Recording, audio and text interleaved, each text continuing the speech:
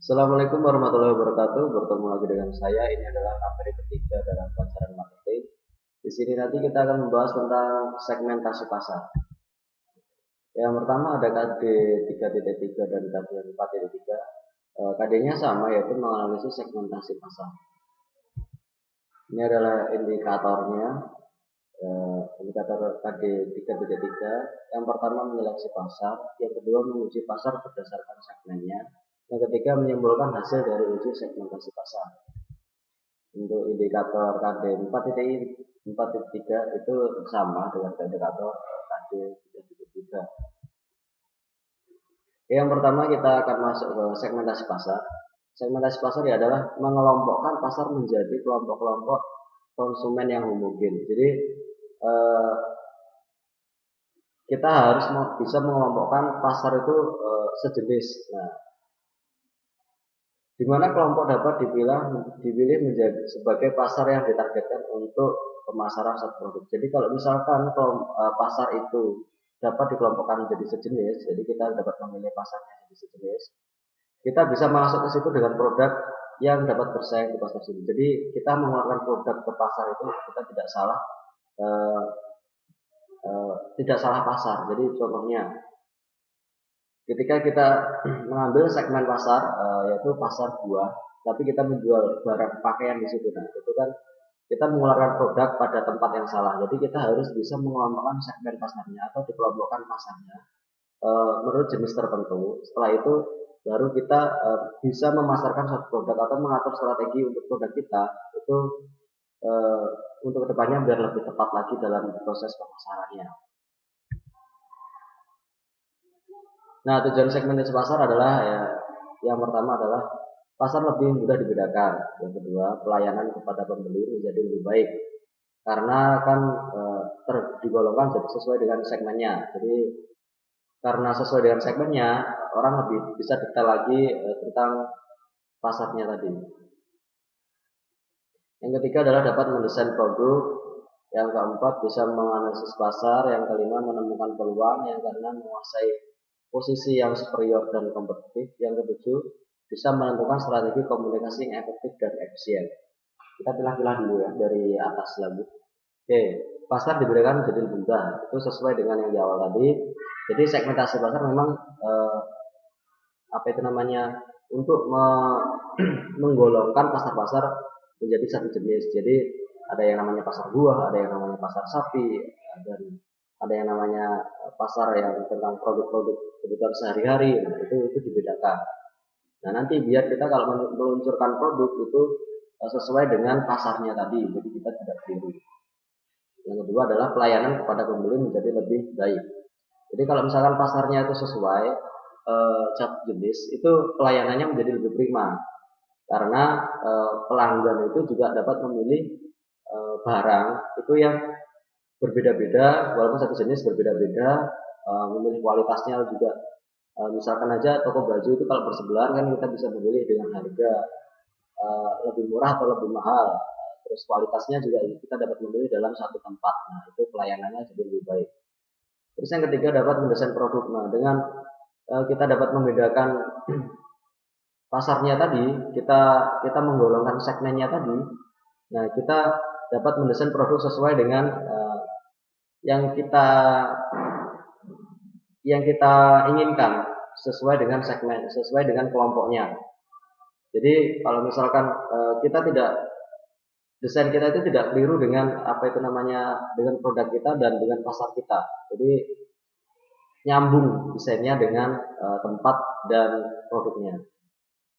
Ya, yang keempat adalah bisa menganalisis pasar. Jadi kalau misalkan di segmen dikelompokkan atau disegmentasikan, nah itu kita dapat menganalisis dengan lebih akurat lagi.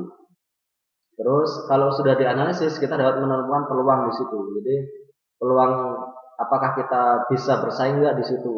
Nah, dengan itu tadi, dengan kita dapat menemukan peluang, nanti tujuannya adalah kita dapat menguasai pasarnya atau kita menguasai posisi yang superior. Jadi kita dapat menguasai pasarnya.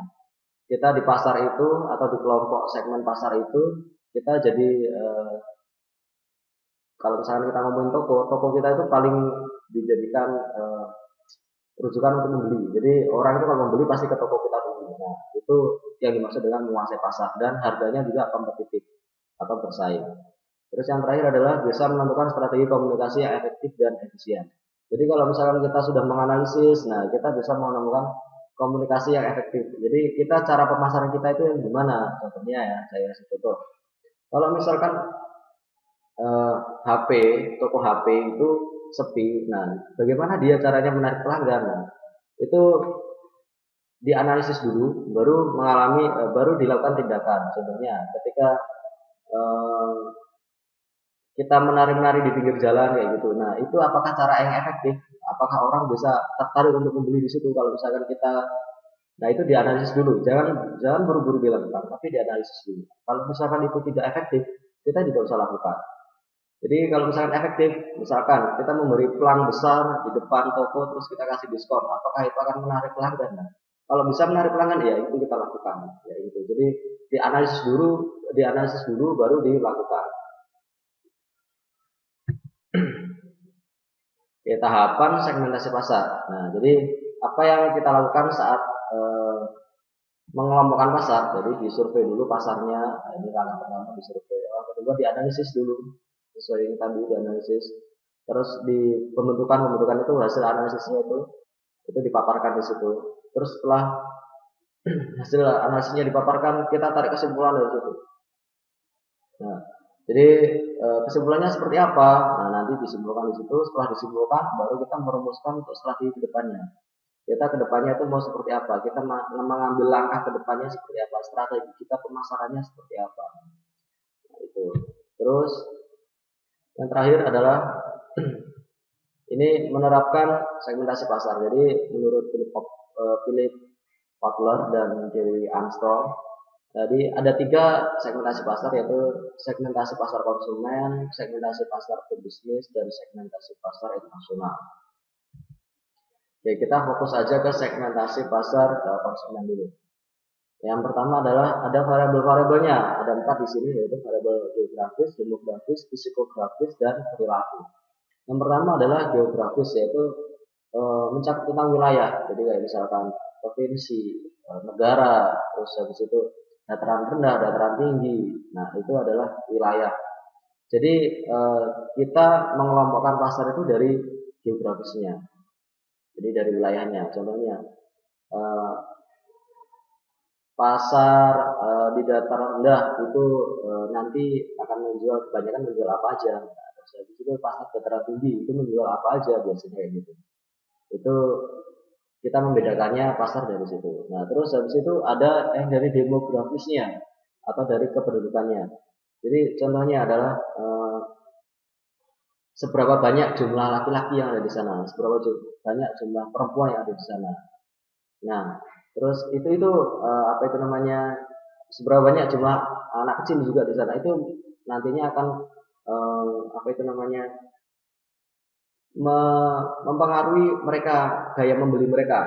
Kalau misalkan banyak perempuannya, berarti kita harus menjual kebutuhan perempuan ya, lebih banyak di pasar itu. Terus habis itu kalau misalkan laki-laki, berarti kita harus memenuhi kebutuhan laki-laki dengan produk laki-laki yang lebih banyak di situ. Dan kalau misalkan anak kecil, berarti kebutuhan anak kecil lebih dicari di situ daripada kebutuhan orang dewasa. Nah, yang ketiga adalah variabel psikografis, yaitu mencakup psikologisnya. Jadi kepribadian seseorang itu juga bisa dapat mempengaruhi gaya membelinya. Dari barang-barang yang dibeli itu dipengaruhi oleh kepribadiannya. Nah, terus yang keempat adalah variabel perilaku, yaitu mencakup kebiasaannya. Jadi pengetahuan, penggunaan sikap dan respon terhadap barang atau jasa itu juga mempengaruhi dalam gaya membeli dari seseorang. Oke, itu yang terakhir. Terima kasih atas perhatiannya. Ketemu lagi di minggu depan. Assalamualaikum warahmatullahi wabarakatuh.